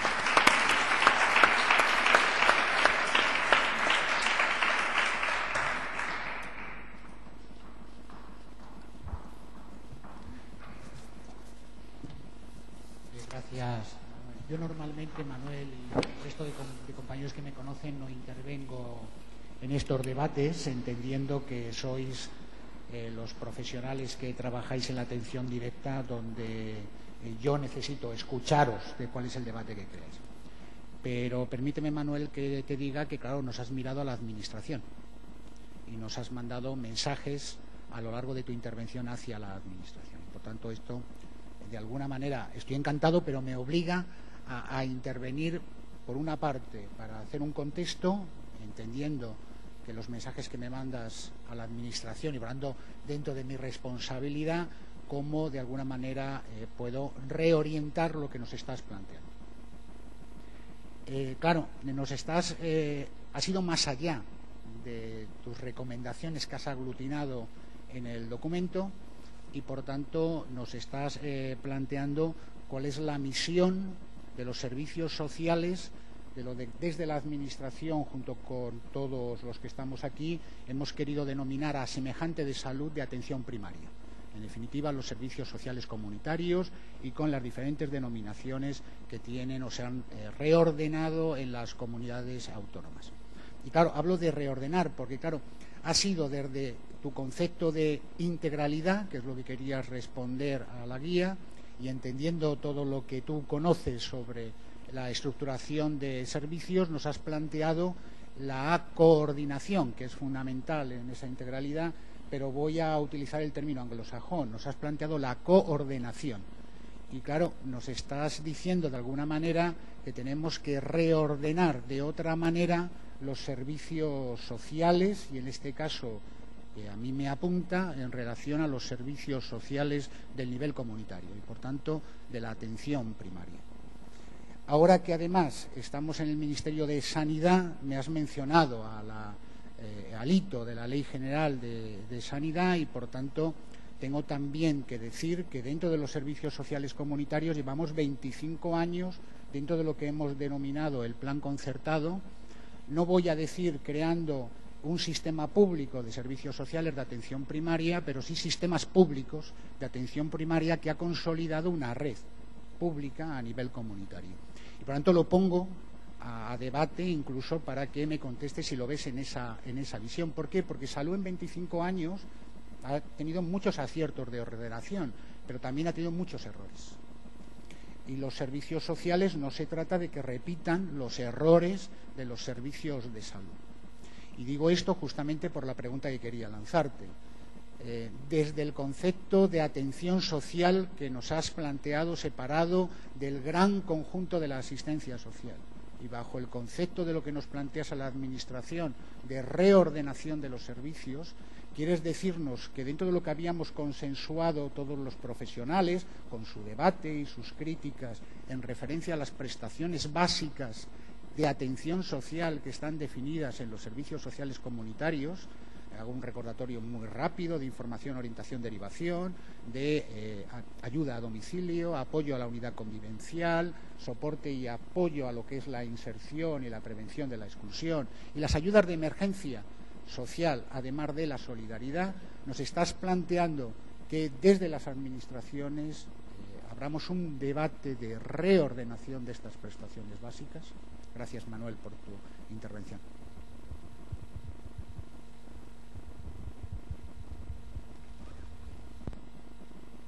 No sé si hay más intervenciones en esta línea, o contesto ya, o queréis decir alguna cosa más sobre... Bien, bueno, primero, efectivamente, me he ido fuera del encargo, pero creo que eso justificaba mi venida aquí. Si era fuera solo para contaros lo que ya estaba dicho, pues no tenía mucho sentido. A ver, yo creo que efectivamente, mi opinión personal, aquí ya hablo de una manera mucho más a título de opinión, yo creo que sí que ha llegado el momento de que empecemos a hacer una reflexión más a fondo sobre la estructuración y la ordenación de los servicios sociales en nuestro país. Yo creo que, a ver, somos fruto de historias complicadas y complejas y que vienen de muchos sitios. Por una parte, heredamos modernizándolo la vieja estructura de la antigua beneficencia, modernizándola técnicamente de contenidos mucho, pero, y además no tengo ninguna connotación especialmente de rechazo negativo hacia la beneficencia como si fuera un horror del pasado, ni mucho menos. La beneficencia tenía sus limitaciones y sus cosas positivas, pero, por ejemplo, una de las cosas que heredamos del sistema de la beneficencia es esta fragmentación de los ayuntamientos eran unas cosas, las diputaciones eran otras, y en aquel entonces decía el Estado central, que luego pasó a las comunidades autónomas. A mí me parece que la idea interesante, la más interesante de lo que plantea la Ley de Sanidad en su momento, y también siendo absolutamente consciente de que hay otros problemas importantes en la gestión de la sanidad,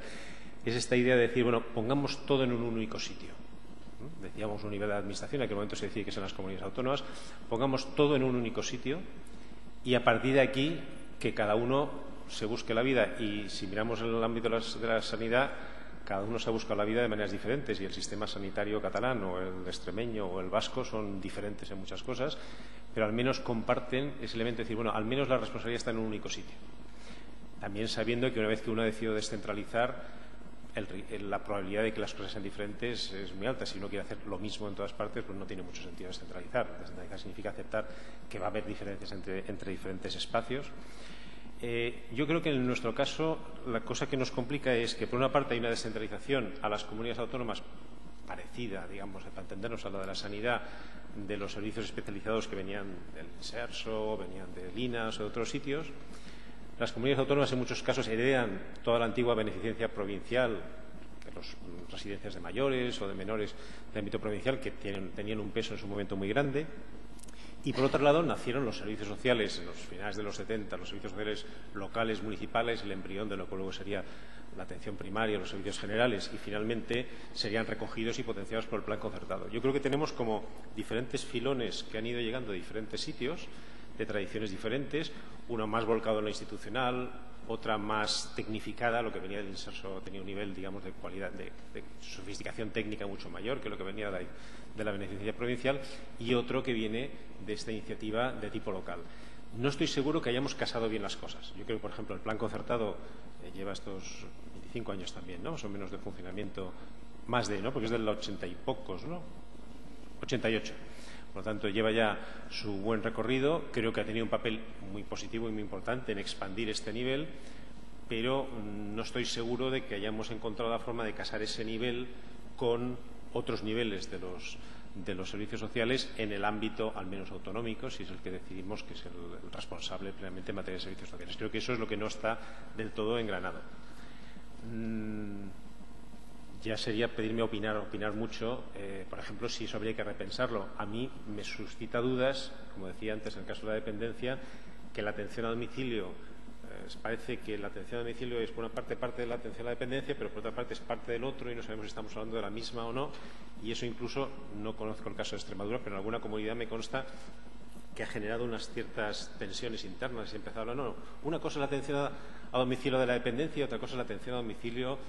de los servicios sociales comunitarios.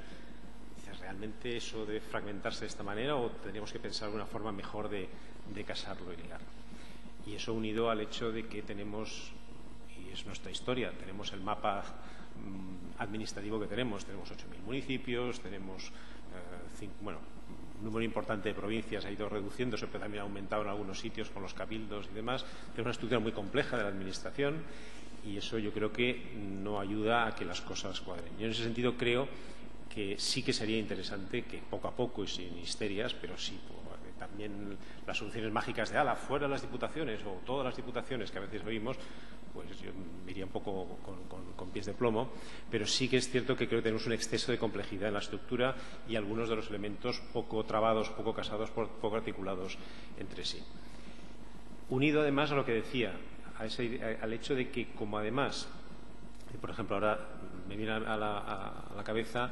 en los debates sobre la crisis y que no hay dinero en los ayuntamientos, creo que era un alcalde de una gran ciudad de Cataluña, no recuerdo ahora si de Sabadell o de Terrassa, que hacía de portavoz de los ayuntamientos, decía, es que claro, los municipios estamos prestando servicios que no tendríamos por qué prestar, por ejemplo, en el ámbito de los servicios sociales, y los estamos prestando y nos están costando dinero. Claro, dices, claro, un país en el que las administraciones se dedican a prestar servicios que no tienen por qué prestar, pero que tendría que prestar otro, y que a continuación tengo que ir al otro a que me lo pague porque esto no tenía que pagar yo, induce unos mecanismos muy disfuncionales. A lo mejor tiene que pasar en un momento histórico porque hay la necesidad de abrir un campo nuevo y dar respuesta a los ciudadanos, pero eso tarde o temprano se debe regularizar. O es tarea tuya y tienes que tener los recursos para hacerlo, o no es tarea tuya, entonces no lo tienes que hacer. Si no, corremos el riesgo de estos juegos que muchas veces llevan a ineficiencias fuertes de, bueno, esto no es responsabilidad mía, pero lo hago, pero al mismo tiempo... A ver, podría poner incluso ejemplos concretos de cómo en alguna comunidad se ponen en marcha residencias de ancianos en varios municipios de la misma comarca, porque cada ayuntamiento lo pide, que luego están medio vacías. Y están medio vacías porque el ayuntamiento lo pedía, porque los vecinos lo pedían para por si acaso. Yo no quiero ir a la residencia, pero quiero tener una cerca. el ayuntamiento no entra en una lógica de cooperar con los otros 5 para poner una, porque además vendría la bronca de en cuál de los municipios la ponemos, con lo cual cada uno la pide. Y eso, que es una forma de tirar el dinero, como el dinero no es el mío del ayuntamiento, sino es de la comunidad autónoma a la que le he sacado el dinero, pues tampoco no me aprietan el zapato. Son pequeños ejemplos, no digo que esto sea el mal endémico de los servicios sociales, pero son pequeños ejemplos de cómo esa fragmentación administrativa, esa dispersión de responsabilidades, a veces hace que estemos perdiendo por los caminos, que haya plazas de residencia de personas mayores vacías sin ocupar, incluso de residencias públicas, aparte de las que haya privadas,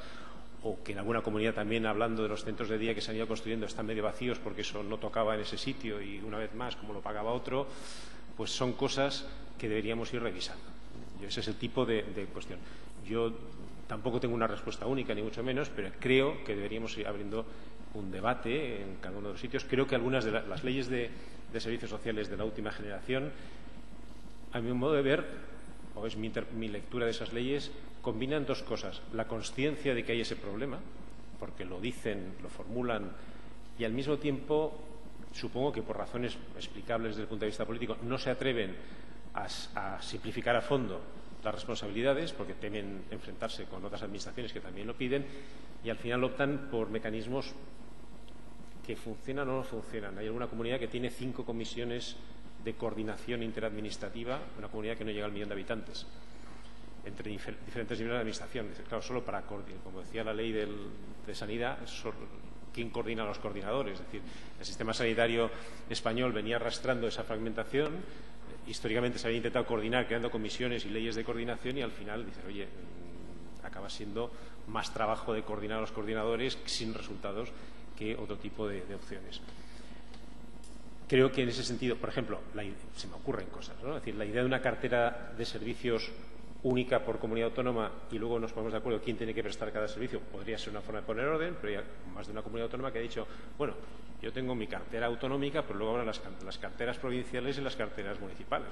Bueno, lo que puede ser una herramienta para poner orden, si se abre de esta manera, puede llevar a una dispersión, a menos que se haga muy claro que hay una que tiene que cumplir todo el mundo y luego voluntariamente quien quiera añadir porque le sobran los dineros o porque tiene recursos, pues adelante, ¿no? Yo creo que sí que nos debería llevar una reflexión que, por otra parte, nos la están abriendo por las malas con el ejemplo griego y con lo que nos llega. Es decir, Grecia tenía también 1.000 y pico municipios que los han reducido por decreto ley a 200 y pico, y aquí las voces que dicen que posiblemente tenemos un exceso de administraciones superpuestas y con duplicidad de funciones es muy importante, pues a lo mejor es el momento de pensar en el ámbito nuestro de los servicios sociales cómo simplificamos, reajustamos responsabilidades. Yo no me cargaría el esfuerzo de nadie, pero cómo reajustamos esto de forma que el sistema pueda ser más eficiente. Sí.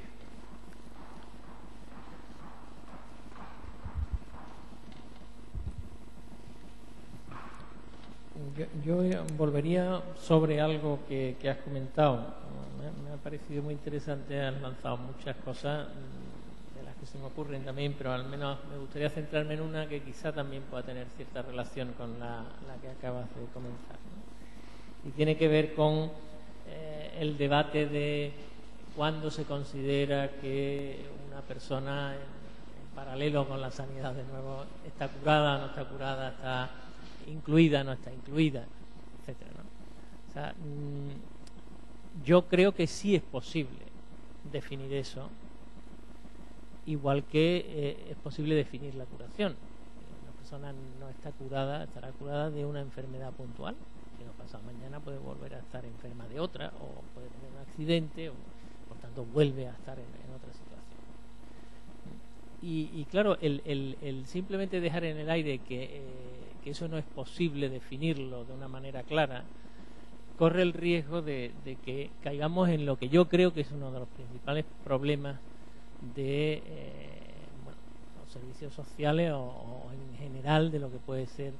la intervención social. Y es esta especie de idea general de que como eso nunca se puede definir, pues venga, vamos a seguir invirtiendo, seguir dedicando fondos,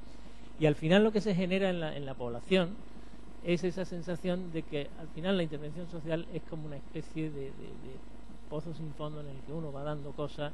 va dándolas al final, y que, bueno, pues queda un poco como el chocolate del horno. Yo creo que hay que introducir muchísima racionalidad en lo que son los procesos de intervención social, llámense servicios sociales que se presten desde lo público, llámense servicios públicos también, pero de prestación privada o como queramos. Y es justamente el ir entendiendo que esto tiene que definirse en base a resultados que podamos llamar pues procesos de normalización. Cuando entendemos que una persona está normalizada, bueno, pues cuando cumple esta serie de estándares o lo que sea, ¿no? Pero que sean medibles, porque es que si no al final nos quedamos siempre con esa sensación de que esto es, pues eso, una especie de saco donde se va echando dinero que no produce nada, que no sirve para nada más que para alimentar las picarescas de la gente, para no sé cuánto, etc. Y al final pues queda como un espacio que desde la economía muchas veces se considera residual, que desde la política pues finalmente lo que hace es generar problemas, ¿no?, además de los que ya se considera que hay, y por tanto la sensación de la ciudadanía es de una inutilidad de este tipo de cosas, que claro va en detrimento de que podamos emplear ese dinero en otras cosas que son más útiles y que de alguna manera producen efectos y producen resultados. Sí, yo estaría de acuerdo con el núcleo que planteabas, no sé si del todo con la cuestión esta de cómo definir el resultado. Y estaría totalmente de acuerdo en la cuestión de que el ámbito de la intervención social tiene una necesidad muy clara de ir focalizando objetivos, focalizando tareas, obligaciones que tiene, cosas que debe hacer, y también de ir mostrando resultados. Yo creo que eso es decir, esta cierta idea de que bueno, esto es como un capítulo de atenciones benéficas que solo por hacerlas ya están bien, que es un modelo que mentalmente en la cultura popular heredamos desde hace muchos siglos, de que lo importante es el acto de hacer el bien y no lo que le pase a la persona atendida, pues es un riesgo importante, porque al final uno decide dedicarlo a otras cosas y mientras tanto la gente sigue con los problemas. Yo en eso estaría totalmente de acuerdo y no tenía nada que decir. La cuestión la duda respecto a cómo definimos los resultados, yo lo único que decía es que creo que no se puede predefinir una meta o un resultado de los procesos de acompañamiento, de los procesos de inserción de las personas. Como también en el mundo de la sanidad o de la salud también pasa en parte, porque evidentemente si yo me cojo una gripe, pues el indicador de que se me ha pasado es que me deja de doler todo y se me pasa la fiebre y este tipo de cosas, con o sin medicamentos, y normalmente en el plazo de una semana. Si de aquí a 3 semanas continúo igual, pues quiere decir que no me he curado. Pero claro, si yo tengo un cáncer que no tiene solución y que me limita mi vida a los próximos 5 años y lo voy a pasar bastante mal en ese proceso, nadie se le ocurría decir que la finalidad es conseguir que a mí se me cure, porque eso no se va a curar. Es decir, la misma medicina reconoce que hay procesos crónicos que son irreversibles, procesos terminales que no tienen más salida que paliar los daños y los dolores de ese momento. Por lo tanto, extendiendo la analogía, diría, yo creo que hay situaciones en las que evidentemente es posible alcanzar resultados en los que las personas con dificultades salen y hacen una vida como la de cualquier otro, y bienvenido sea. Hay situaciones en las cuales se producen procesos muy largos, no de plena recuperación, pero sí en los cuales la cuestión sería, va mejorando su situación, su calidad de vida, con diferentes indicadores que podemos ir construyendo, ¿no? Cómo medimos eso de que ha ido mejorando, pero sabiendo que nunca va a llegar a una situación deseable de plena, digamos, incorporación e inclusión social. Y después situaciones en las cuales la intervención se justifica por ir paliando los daños, ir conteniendo daños y reduciendo los daños. Yo creo que a veces en nuestra cultura profesional y técnica, afortunadamente cada vez menos, pero a veces tenemos la cosa esta de que si no es para curar no hay que hacerlo, ¿no? Yo quiero recordar cuando ya hace bastantes años, también en los años 80, entró la cosa de suprimir los tratamientos de metadona porque no curaban, no acababan con la drogodependencia. Y unos pocos años y unos cuantos miles de muertos más tarde hubo que decir, bueno, a unos se les cura, entre comillas, y a otros hay que paliar y contener y evitar que los daños sean mayores. ese es el sentido que yo le daba al que no hay una meta predefinida. No podemos decir todo el mundo que pase por esto debería llegar a una situación definible como socialmente normal, porque en unos casos va a ser así, en otros va a ser de otras maneras. Por lo tanto, sí que hay que medir los resultados de mejora. Estoy totalmente de acuerdo que continuar poniendo recursos en algo que no tiene resultados no tiene ningún sentido y no lo deberíamos defender nunca, pero los resultados no creo que se lleguen a medir nunca en términos de no se deban medir en términos de alcanzar situaciones predefinidas de perfecta inserción social, por decir así, que también son muy discutibles, porque también, si analizáramos las de los ciudadanos que no estamos en dificultades, también son muy diversas y muy variadas, y hay quien tiene muchas relaciones familiares y quien tiene muy poco, quien tiene mucha conexión social y quien tiene muy poco, quien participa mucho y quien participa muy poco, por lo tanto también serían incluso difíciles de definir, pero en todo caso irlo ajustando, lo cual sí estaría totalmente de acuerdo en lo que planteas, no debería llevar a una cosa de como esto no se puede medir, pues ahora hágase lo que se quiera, ¿no? Esa sería mi opinión sobre la cuestión. Más cuestiones, más... Sí.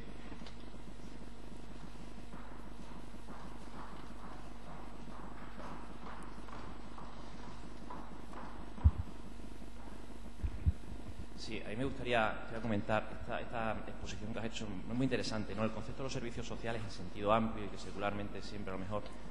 se ha planteado de una manera más sesgada precisamente pues al ámbito de la asistencia, de la beneficencia de los colectivos excluidos y demás, ¿no? Yo creo que ha sido un error siempre de todos, ¿no? El primer sector, el tercer sector, de los que de alguna manera hacemos intervención social en el sentido amplio de la palabra y de todas las instituciones, ¿no? Tanto públicas como privadas, precisamente no concebir los servicios sociales en un sentido amplio, desde el punto de vista que el derecho a la educación, el derecho al empleo, el derecho a la vivienda forma parte de ese conjunto global, de esa mirada global al conjunto del desarrollo de la sociedad como los servicios sociales en su conjunto, ¿no? Pero yo quisiera plantear, partiendo de teniendo claro ese convencimiento de la definición del concepto de servicios sociales en sentido amplio, ¿no? Dada la situación actual, una situación que se puede convertir en un momento de emergencia o incluso de tensión social, ¿no? Porque el problema es que la gente tiene que comer, ¿no? Tiene que comer y que está muy apresurada, que hay que pagar hipotecas, que cada vez hay más desempleo, que parece que las expectativas del 2012 no son muy buenas, que nos llega cada vez más gente a todos los servicios sociales, tanto públicos como privados, con estas situaciones de demanda. ¿Hasta qué punto esta situación, no sé, es una pregunta, una reflexión, puede ser hasta una pregunta tonta, no lo sé, pero es decir, cómo esta situación puede influir en paralizar este proceso de integrar el conjunto de los servicios sociales desde esa mirada más amplia, precisamente por esta situación que se puede producir, que se está produciendo y que nos genera al conjunto del tercer sector y de las administraciones públicas un interrogante ante que la respuesta primera que tenemos que dar es la de las necesidades básicas. No sé si me explico la reflexión que quiero hacer y la pregunta, porque en función de la orientación que demos a esta intervención, a lo mejor puede ser un acicate para precisamente diseñar ya definitivamente o empezar a diseñar definitivamente esta globalidad de los servicios sociales, o sin embargo nos va a retener en cubrir lo más básico y lo más inmediato, ¿no? Yo decía al principio, las crisis son trágicas y tienen daños para las personas, tienen un elemento que puedes leerse de forma positiva y que son momentos para repensar lo que se hacía, y yo creo que lo que nos obliga, y deberíamos estar a la altura de las circunstancias, y eso es lo que yo creo que requiere abrir este tipo de debates, es cuando determinadas necesidades urgentes están ahí y no se pueden no atender, cuando los recursos disponibles son menos. Por lo tanto, cuando la perspectiva no es cómo gastamos más, sino cómo continuamos gastando lo mismo o a veces vamos a tener que gastar menos, la clave es cómo gastar mejor y cómo decir qué es lo prioritario y qué es lo que no lo es tanto, y que a lo mejor en épocas de bonanza pues da para más, para extras, pero otros no. Y eso, como decía, una de las limitaciones de nuestro sistema, que empieza a resolverse progresivamente con las últimas leyes, es que nunca habíamos puesto por ley qué es lo que es obligación sine qua non y el núcleo central de lo que hay que hacer y cuáles son otras cosas. En el ámbito de la salud les pasa lo mismo, definir hasta dónde llega la cartera y qué cosas entran y qué cosas no, pues viene de la misma necesidad. La necesidad de ajustarse a los recursos disponibles, que son siempre escasos, se da cuando hay crisis y cuando no la hay, pero cuando hay crisis de manera dramática. Y, insisto, creo que es el momento de ver, es el momento, como dicen algunos, de eliminar grasa inútil, y estoy seguro, lo que conozco de los servicios sociales y lo que conozco de donde yo trabajo, que es la universidad, hay grasa, no todo es grasa, pero hay grasa, hay elementos que se pueden simplificar y se pueden eliminar y no pasaría nada, Y yo creo que eso es el tipo de reflexión que tenemos que hacer. ¿Dónde están las prioridades? ¿Dónde están los elementos más urgentes? ¿Cómo hacer que estos funcionen? Y, evidentemente, como otras cosas, pues algunas nunca debían haberse hecho y es el momento de aprovechar para suprimirlas, y otras no se podrán hacer ahora y se podrán volver a hacer si hay momentos de más bonanza económica, de más empleo y otras cosas, pero eso sí. A mí sí que me parece que algunas claves es, por una parte, la prioridad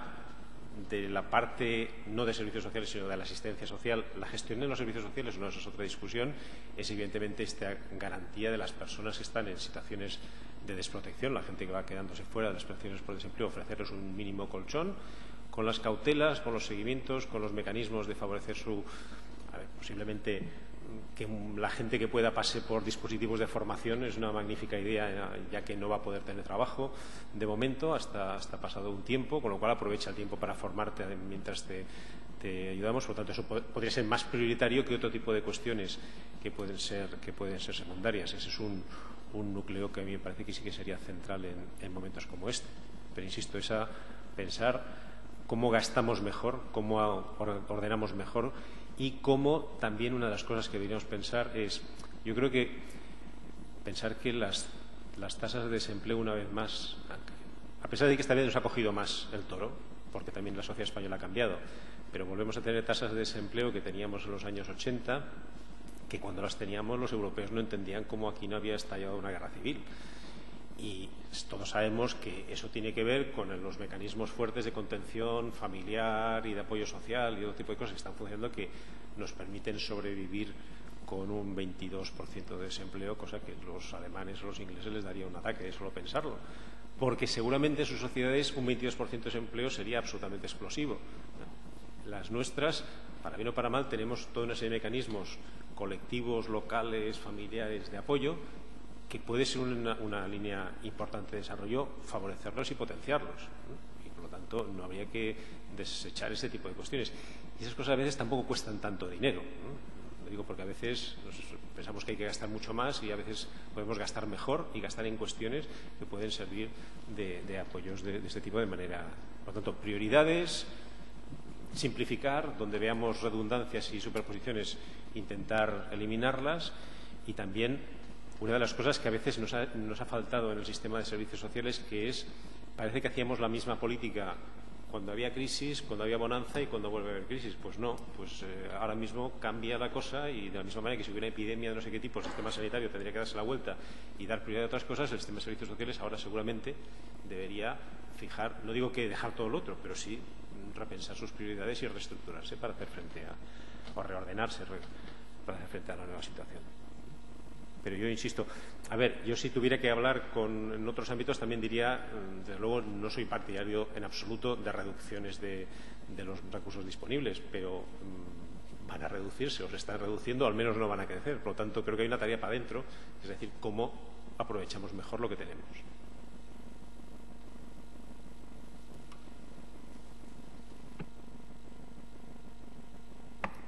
¿Alguna intervención más? Bueno, pues agradecer de nuevo a Manuel Aguilar por su interesante visión y su exposición del tema trabajado en Extremadura. Agradecer a los socios nacionales y autonómicos que han estado con nosotros hoy y que han apoyado el proyecto durante los 2 años, y agradeceros también a todos vosotros, tanto por vuestra asistencia hoy como por el trabajo que habéis hecho y que se ve reflejado en esta guía. Buenas tardes.